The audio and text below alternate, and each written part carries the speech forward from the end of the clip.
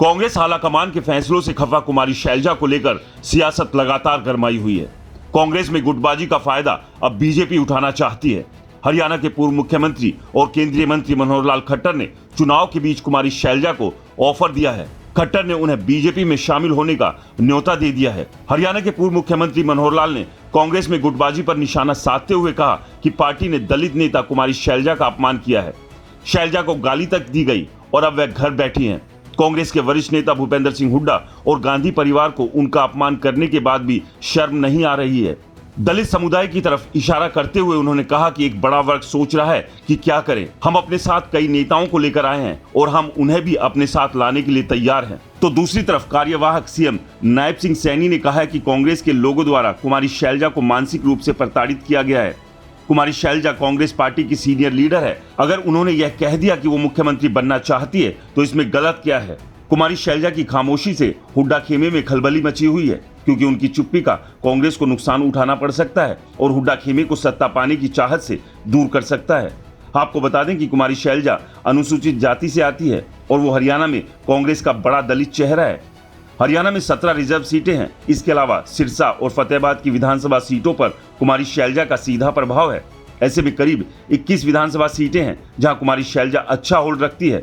हरियाणा में 12 सितंबर को नॉमिनेशन के अंतिम दिन कांग्रेस ने उम्मीदवारों की सूची जारी की थी। तब से ही कुमारी शैलजा खामोश नजर आ रही है और तभी से उन्होंने चुनाव कैंपेन से भी दूरी बना ली है।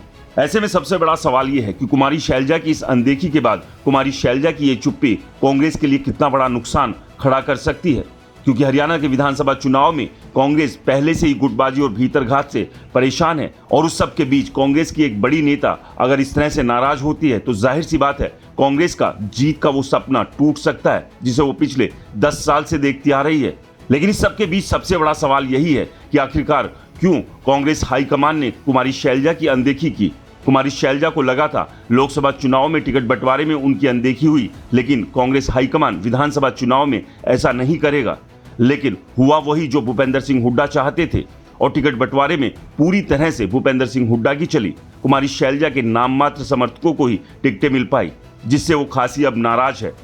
कहीं ना कहीं इसे कुमारी शैलजा के मुख्यमंत्री के दावे से जोड़कर भी देखा जा रहा है। भूपेंद्र सिंह हुड्डा को इस बात की चिंता थी अगर कांग्रेस के पास एक बड़ा बहुमत आता है विधानसभा में तो कहीं कांग्रेस हाईकमान उनकी जगह कुमारी शैलजा को मुख्यमंत्री ना बना दे। इसीलिए उनकी लास्ट तक यही कोशिश रही कि वो अपने ज्यादा से ज्यादा समर्थकों को टिकट दिलाए, ताकि कल को हाईकमान कोई ऐसा निर्णय लेने की सोचे भी तो वो अपने समर्थक विधायकों के साथ उन्हें ऐसा करने से रोक पाए। आपको क्या लगता है, हमें कमेंट्स कर जरूर बताएं। रिपोर्टर जी चैनल को सब्सक्राइब नहीं किया है तो दोस्तों चैनल को सब्सक्राइब करना ना भूलें।